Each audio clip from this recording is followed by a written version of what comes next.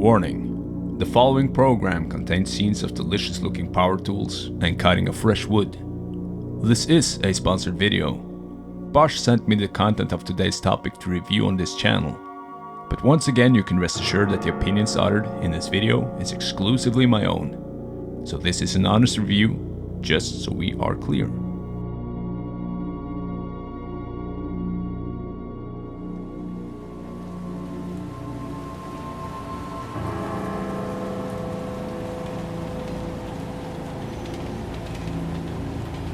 Now, welcome ladies and gentlemen to ToolBlast, this wonderful, humble little program that takes the mystery out of tools so that you can decide whether to buy them or not. Actually, I'm saving you money.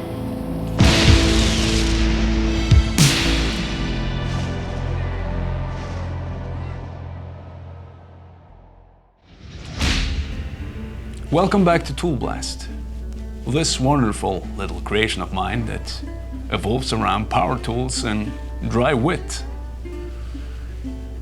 And in this episode, my prayers has been answered, you might say.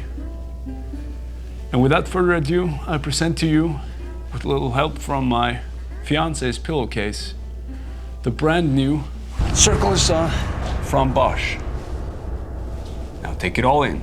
It's a lot. It even smells nice. Now, Bosch aptly named this the Grizzly. As for specifications, we can see that it has a cut depth of 68mm at 90 degrees and close to 50 at a 45-degree bevel. It's also brushless, and it has a variable speed interface accessible on board the tool itself, as well as from your smartphone by using the app. The saw also came with two of these ProCore 8 amp-hour batteries, as well as the premium charger, also with Bluetooth connectivity. The Bosch weighs in at 4.5 kilograms without a battery attached and 5.6 with a battery.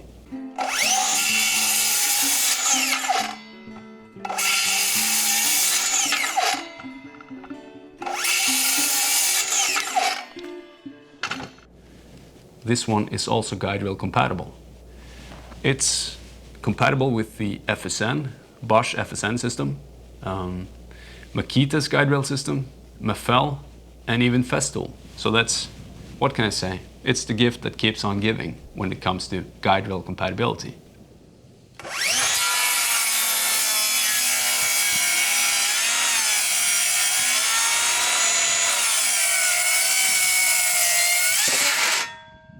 This time, they included a plunge mechanism, which is fantastic. It's so incredibly easy to adjust depth this time around. No more fiddling with knobs and such foul things. And what can I say? When I compared the older brushed model to the brushless, I noticed a couple of things.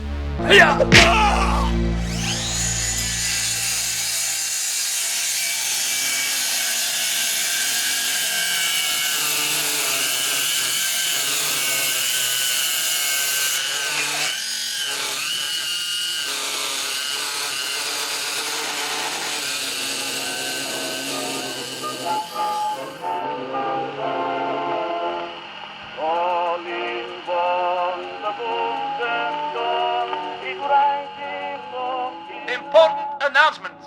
To be fair, this older model does not have a new blade. Not that it would matter terribly, but it would perform better. Absolutely. But the difference between the two is obvious regardless. God save the Queen and the country. Have a great afternoon and drink some tea. Adieu. When I was cutting into construction timber, I noticed a few differences as well. Well, surprise, surprise. You can guess.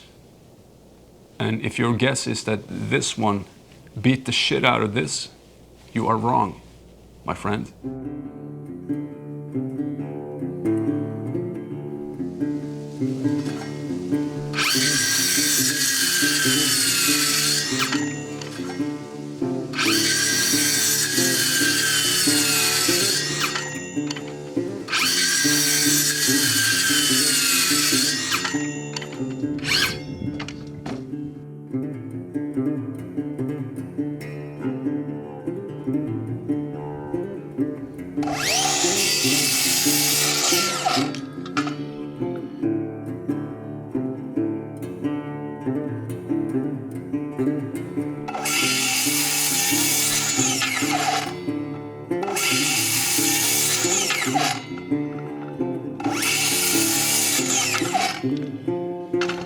I have no hard feelings towards this older model at all. It's served me great the past 6 months, but when it comes to cutting hardwood, for instance, bench tops, stuff like that, it's not the best.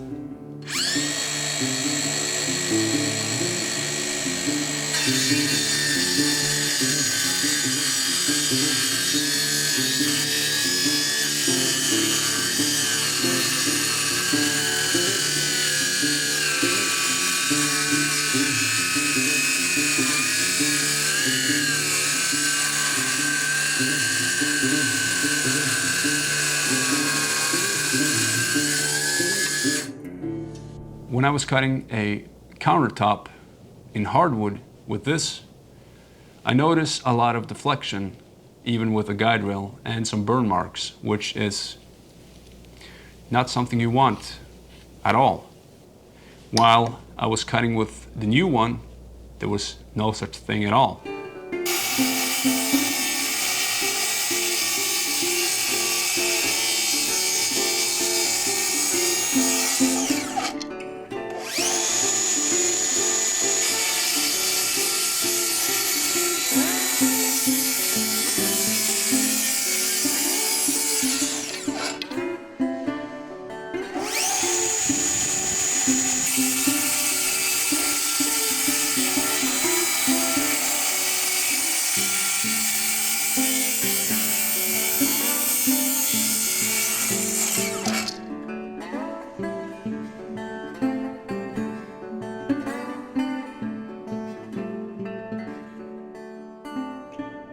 One thing in particular was that the dust extraction worked incredibly well on this.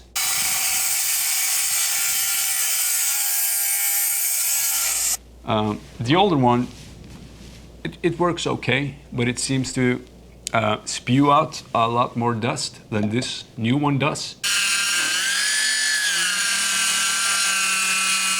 The new one seems to have improved the dust collection system a lot. So everything seems to fly through this channel and out. So if you attach a vacuum, that should probably eliminate almost any dust at all.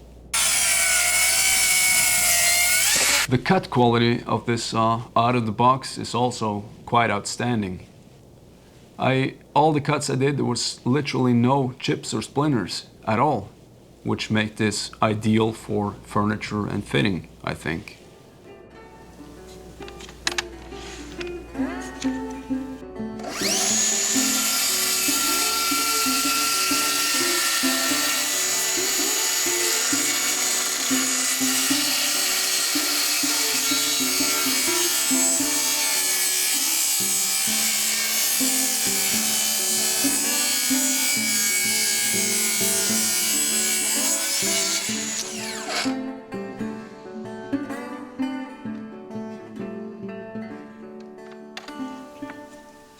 This saw also comes with Bluetooth connectivity, which enables you to monitor and control your saw from your phone. And this is useful since this is a variable speed saw, 2500 to 5000 RPMs. This can be incrementally adjusted in 6 steps on the tool itself and on your app. There's a 7th step that's called the Eco mode, and that's like the power save mode, so it enables you to work 30% longer at less capacity, which is great if you don't have access to a charger or another battery for that given day. You also have a temperature monitoring device on the side, which will show up yellow if your tool is about to overheat and will flash red if it's overheated. As for batteries, you can use any Bosch professional lithium-ion battery since 2008, I think. But it doesn't mean that you should, because if you have a tool like this, it requires a more substantial fuel tank. Well, I'm not a scientist, so bear with me here, but I'm going to try to explain this with batteries. If you have a high output battery like this 18 volt, 8 amp hour battery, your tool will be able to draw more from its fuel tank hence increasing the performance and runtime. Does that make sense? So if you put a smaller battery on this saw, it will not perform as well because the tool cannot draw as much from this as it can from the larger one, if that makes sense. That's why I would recommend a high output battery, because this saw requires a very substantial fuel tank to be able to operate as well as it does. And that's all I have to say about that.